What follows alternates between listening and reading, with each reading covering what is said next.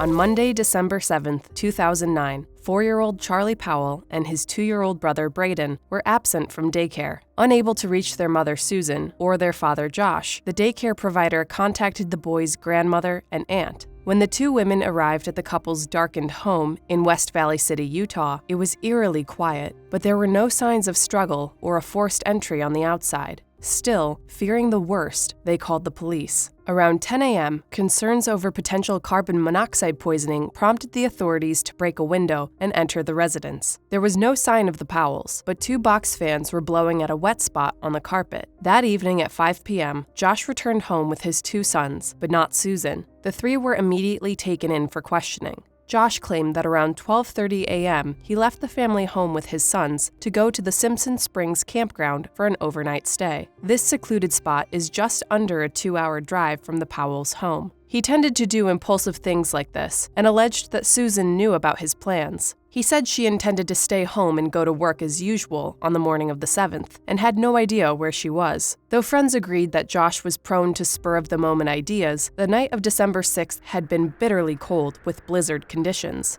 Her friends believed that Susan would never have allowed Josh to leave with their sons in that weather. In an effort to understand what had happened, investigators questioned the young boys. 2-year-old Braden didn't have much to say, but Charlie's story conflicted with his father's. He told the police that Susan had come with them on the camping trip, but that they had left her behind. Since Charlie was a young boy, his statements were not considered sufficient evidence to detain Josh, and he was released. However, the family minivan was taken by the police for processing. The following day, Josh rented a car at Salt Lake City Airport and vanished for nearly 18 hours. He surfaced again at 4 p.m. on December 9th. To this day, no one knows where Josh went or what he did during this time, but an additional 807 miles were added to the rental car's odometer. West Valley City police searched the Powell family home. They discovered traces of Susan's blood on the floor, multiple life insurance policies for her, totaling $1.5 million, and a handwritten note stating that she feared for her life.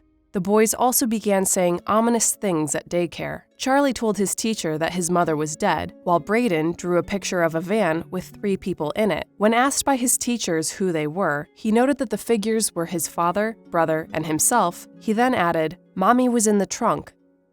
Josh's behavior grew increasingly suspicious. He liquidated Susan's retirement accounts, canceled her weekly chiropractic appointments, and pulled his children out of daycare. Co-workers came forward to tell the police that in the past, Josh had mentioned how easy it would be to hide a body in an abandoned mine shaft in the Utah desert. Just before Christmas, Josh took his children to his hometown of Puyallup, Washington, to spend the holidays with his father, Stephen Powell. As the new year came and went with no sign of Susan, authorities discovered a safety deposit box at the bank branch where she worked. Inside were several sentimental items, journals detailing her troubled marriage, a video recording, and a last will and testament that stated, "If I die, it may not be an accident, even if it looks like one."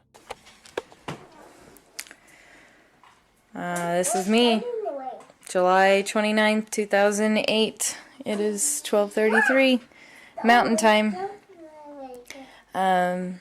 Covering all my bases, making sure that if something happens to me or my family or all of us, that our assets are documented. Hope everything works out and we're all happy and live happily ever after as much as that's possible. The video recording, dated July 29, 2008, showed footage of the interior of the Powells' home, including their valuables. Further examination of Susan's things found an email to a friend about a year before she went missing. The email stated, "My dad said that I'm a financially and emotionally abused wife. I just don't have the bruises." In the same message, she confides in her friend that she is speaking with a divorce lawyer. In early January 2010, Josh relocated to Puyallup permanently. He and his father vehemently defended his innocence, stating that he had nothing to do with his wife's vanishing. Instead, the pair insisted without any evidence that Susan was mentally ill and ran away with another man. Eventually, Stephen came under scrutiny. A family friend noted that he was obsessed with Susan, and in response to this tip, the authorities seized Stephen's computers. Susan has been feeling ill. She had a cold. And I offered to rub her feet, to rub her toes, to give her some stimulation. That went on. I probably rubbed her feet, her toes, her beautiful feet. She has such pretty feet. Of course, everything about her is pretty beautiful. It was definitely a romantic obsession, yeah. I mean, Susan's a beautiful woman, and when a beautiful woman comes on you like that, it's really hard to resist that kind of a thing. I mean, maybe it's just me. Probably inappropriate, but I admit those things were going on. Over 4,500 images of Susan taken without her consent were found. When his home was raided again several months later in 2011, more footage of Susan was discovered, along with other disturbing recordings of girls and young women. Stephen was arrested on September 22nd the same year. Given the nature of his crimes, the court wanted Stephen Powell away from his grandchildren, and custody was awarded to Susan's parents. Eager to regain his parental rights, Josh moved out of his father's home and into a rental in the South Hill neighborhood. After several court-ordered evaluations, he was granted supervised visits with his children. On February 5, 2012, a social worker named Elizabeth Hall took Braden and Charlie to their father's home in South Hill for a scheduled visit. The boys, now 5 and 7 years old, jumped out of her car and raced ahead. Rather than hold the door, Josh grabbed both boys and slammed the door in Elizabeth's face. After he refused to let her in, she frantically called 911. Hey, I'm on a supervised visitation for a court-ordered visit, and something really weird has happened. The kids went into the house, and the parent, the biological parent, whose name is Josh Powell, will not let me in the door. Before help arrived, the house exploded, killing all 3 inside. Gasoline had been spread throughout the dwelling, and investigators determined that they died from carbon monoxide poisoning. They also found injuries to the backs of Charlie and Braden's necks, and a hatchet near Josh's body, leading them to conclude that he had harmed his sons before the explosion. Susan's body has never been found. The prevailing theory is that Josh murdered her over her intention to divorce him. Her family remains devastated by the inability to properly bury her, though there is a memorial for her by the graves of her boys in Puyallup. If you have any information, we ask that you contact the number on the screen.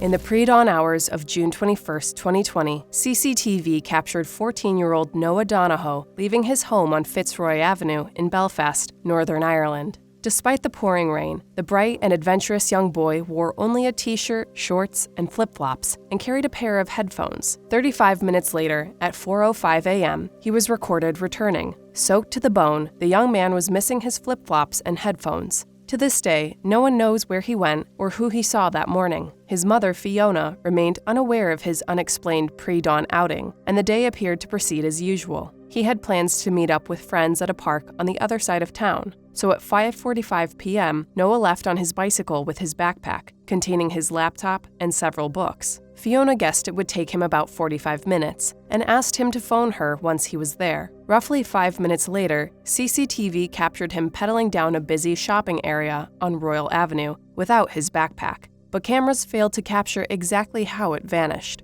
At 6 p.m., a bus driver witnessed Noah falling off his bike and stopped to help. However, Noah was already up and pedaling away before the driver could reach him. Just a few moments later, Noah was spotted about 3 miles away from his destination, completely naked. At 6:03 p.m., Noah was caught for the last time on CCTV, getting off his bike and walking, nude, along the side of a house towards Seaview Park. As 6:30 p.m. passed without a call from her son, Fiona began to worry. Noah was responsible and punctual, so by 9:30 p.m., she called the police. His bicycle and cell phone were found almost immediately along his route, but there was no sign of Noah. As the search stretched from hours into days, his hoodie, helmet, and shoes were eventually accounted for, but his underwear, t-shirt, and shorts were never found. Noah's backpack was recovered from Daryl Paul, a well-known local criminal. Though his former convictions of theft and armed robbery make him suspicious, he claimed that he simply stumbled upon the teen's belongings on Royal Avenue. CCTV ultimately placed Daryl at a different location in Belfast than Noah at the time of his disappearance, so he was never deemed a suspect. Tragically, 6 days after he went missing, his body was recovered in a storm drain not far from where his bike was found. Authorities believe that Noah entered the storm drain in Seaview Park and was then carried through the pipe for almost half a mile to where he was ultimately found. The access drain in Seaview Park had just been inspected 3 days before his disappearance, and though normally padlocked, the maintenance worker had failed to lock it. Noah's cause of death was ruled as drowning, though some sources suggested the cause of death remains inconclusive. The police hypothesized that he suffered a head injury when he fell off his bike. Ill and disoriented, he climbed into the storm drain at Seaview Park, became trapped, and drowned. However, Fiona and other members of the Donohoe family remained unconvinced. Noah's body, though supposedly in the pipe for almost a week, sustained very little water damage. The Donohoe family also questioned how Noah would find the storm drain. Even longtime residents of the area didn't know about it, so how would a disoriented young teenager find the drain and then enter the dark pipe while naked and likely injured? Fiona also noted that her son was scared of the dark, and in her opinion, he wouldn't have willingly gone inside. The police insisted that there was no foul play, but citizens of Belfast began to wonder if there was more to the story. Noah was a mixed-race Catholic boy in a predominantly white Protestant loyalist neighborhood. Although Northern Ireland today is not as fraught as it was during the Troubles in the late 20th century, race, religion, and political ideology can still be potent motivators. The Donohoe family is unhappy with the police's efforts in Noah's case and believes that justice has not been served for their boy. Several theories have floated around in the ensuing years, but they have never been substantiated by credible sources. Fiona claims that witnesses heard screaming in the area where Noah was last seen, and that police never looked into the lead. Others have explained the boy's unusual behavior by claiming that Noah was stabbed with a heroin needle while pedaling down Royal Avenue. Still, others have posited that he could have been the victim of a gang initiation, or that he even took his own life. Whatever the case may be, the cause of his uncharacteristic actions remains unknown. In 2024, more information about Noah's phone was revealed. A photo of a hand was taken on the evening he died. The BBC and the Irish Times reported that it was time-stamped around 6:50 p.m., about an hour after Noah was last seen. This strongly suggests that the hand in the photo is not Noah's. So who had his phone? As of November 2024, the provisional date for a full inquest into Noah's death has been set for February 3, 2025, and investigation into his case remains ongoing. We truly hope the Donohoe family can get answers and the peace they deserve. I'm biased. I'm Noah's mommy, but anybody that you would talk to about Noah that knew him, his school friends, his teachers, he just gave everything to life. He was just an amazing boy. It was my blessing. If you have any information about what happened to Noah, please contact the Police Service of Northern Ireland.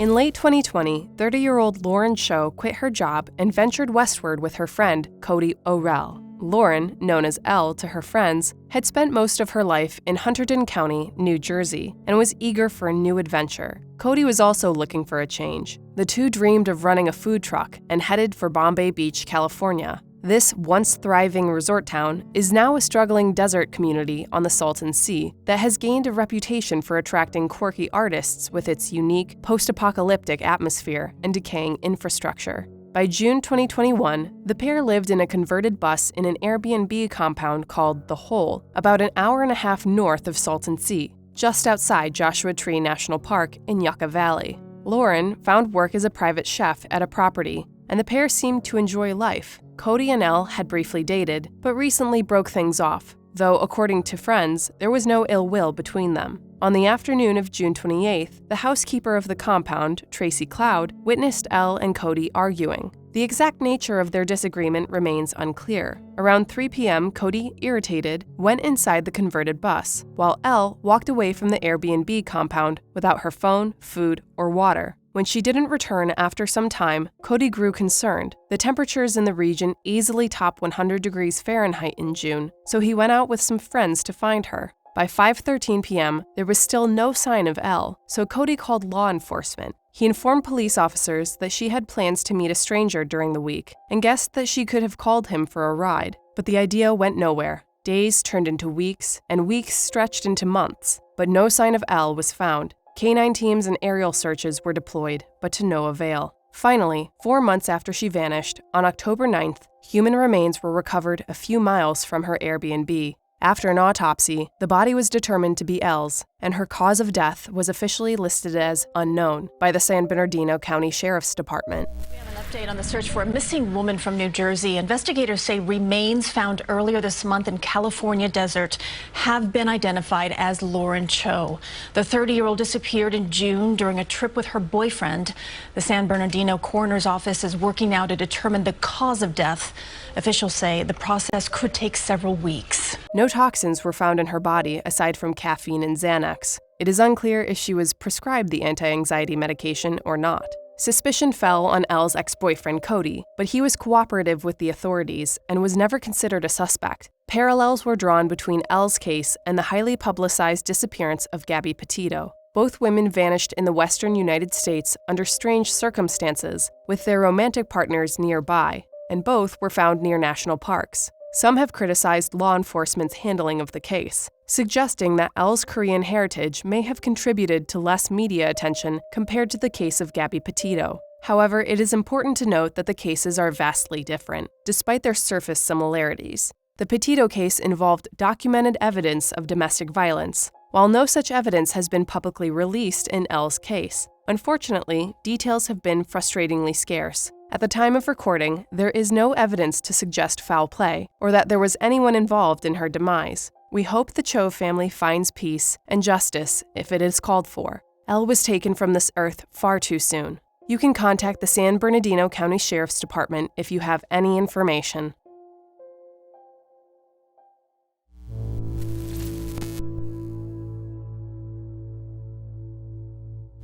On the morning of November 6, 2011, Julia Biryukova awoke and found her son, 2-year-old Sky Metalwala, ill. She loaded her boy and her daughter, 4-year-old Maylee, into the back seat of her silver Acura and made her way toward Overlake Medical Center in Bellevue, Washington. Near the 2600 block of 12th Avenue Northeast, Julia's car ran out of gas. Unsure of what to do, she pulled over, took Maylee, and left Sky sleeping in the back seat. Julia didn't have her cell phone or any money, so she walked a mile with her daughter until they came upon a Chevron station. Oddly, rather than ask for gas or help, she used a nearby payphone to call a friend and request a ride back to her car. When she returned an hour and a half later, Sky was gone. She called the police and reported her young son as missing. Julia Biryukova and her husband Solomon Metalwala were immigrants to the United States. Solomon, from Pakistan, met Julia, of Ukrainian heritage, when he was 21 and she was 15. The pair began dating and bought a condo together in 1999, after her graduation.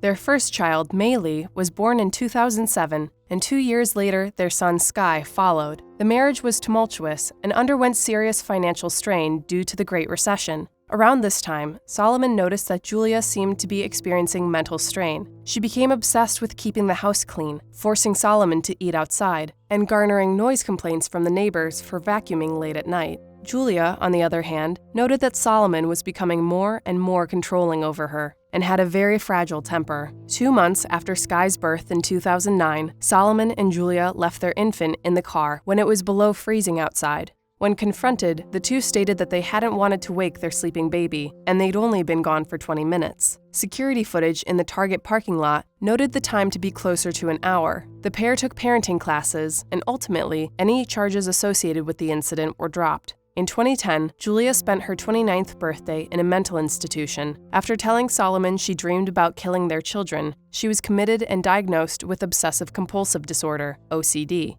Her doctors didn't believe it interfered with her ability to parent, but Solomon had had enough. As soon as she got out of inpatient psychiatric care, he filed for divorce. The proceedings were heated, with each accusing the other of wrongdoing. In September 2010, Julia was given full custody of the children and refused to allow Solomon any visitation. The custody battle raged on for over a year. 4 days before Sky vanished, the pair had a bitter and long arbitration hearing. In the end, Julia relented, allowing Solomon to have visitation rights. However, the next day, she called her lawyer and told her that she felt pressured into giving her ex-husband access to the children. Julia then voided the agreement.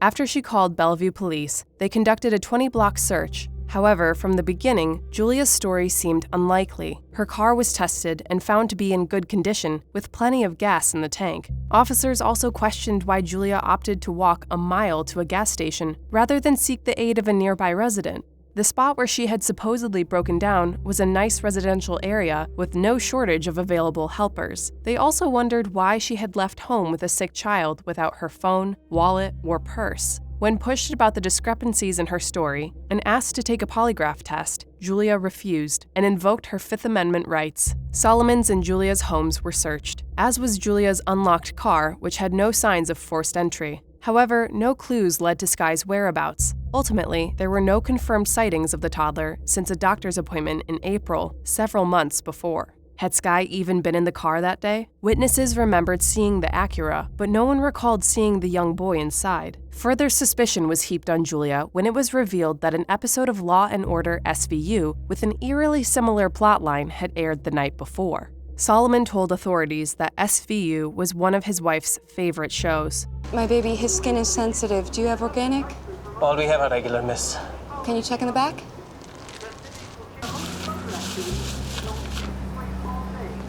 You forgot your diapers!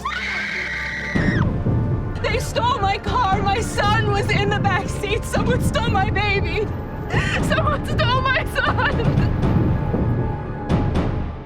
After Sky's disappearance, Mei Lee was removed from Julia's custody and ultimately placed into the care of her father. Julia and Solomon's divorce was finalized in 2012, and the years continued with no sign of their son. Age-progressed photos were released in 2015 and again in 2021, but there are no new clues. Police believe Julia has the answers, but she continually refuses to cooperate with authorities and has never been charged with any crime relating to Sky's disappearance. For the most part, people do not believe Julia's story, but at the time of recording, there is no legal way to hold her accountable for her son's whereabouts. Some believe that if the young boy is still alive, Julia gave him to someone else. Others think that she had something to do with Sky's demise, through either negligence or malice. No matter what, Sky has family members who miss him and desperately want to know what happened. If you have any information, please contact the Bellevue Police Department using the information on the screen.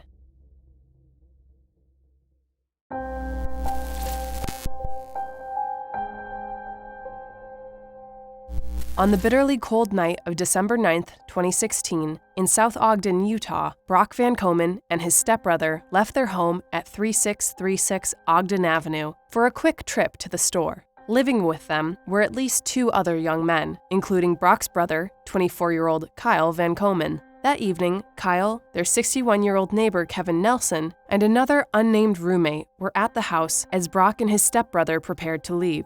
Outside, security cameras captured footage of three masked figures, each carrying a handgun, lurking around the perimeter, peering into windows, and crouching behind trees to avoid detection. Shortly after Brock and his stepbrother left, the three masked individuals entered the residence and gunned down Cyle and Kevin. The other roommate fled into the backyard, where he was shot in the neck. Brock was only gone for around 10 minutes, but by the time he returned home, Cyle and Kevin were dead, and their other roommate was clinging to life, though he would ultimately survive his injuries. Police were called, but the security footage provided no clues. No vehicle was captured, no one could identify the masked assailants, and the recordings offered little information about their age, sex, or physical characteristics. It was also unclear if anything had been stolen from the home. Despite the lack of valuables, South Ogden police believed that the home was specifically targeted and that at least one of the men was the intended victim. However, this theory presented another challenge. Both Cyle and Kevin were well-liked individuals with no known enemies or criminal ties. The young men's house did have a reputation of being a bit of a party spot, but nothing that would attract violent attention. 9 years later, the Van Komen and Nelson families remain without answers or closure in this unsolved case. Kyle's father, while viewing the haunting, grainy security footage of his son's killers, expressed the family's frustration. "You just feel so helpless. It's just guys, standing right there, and you know that's them, and you can't do anything about it. You're just hoping that somebody comes forward, you know? There were 3 individuals, maybe one of them will get a conscience or something."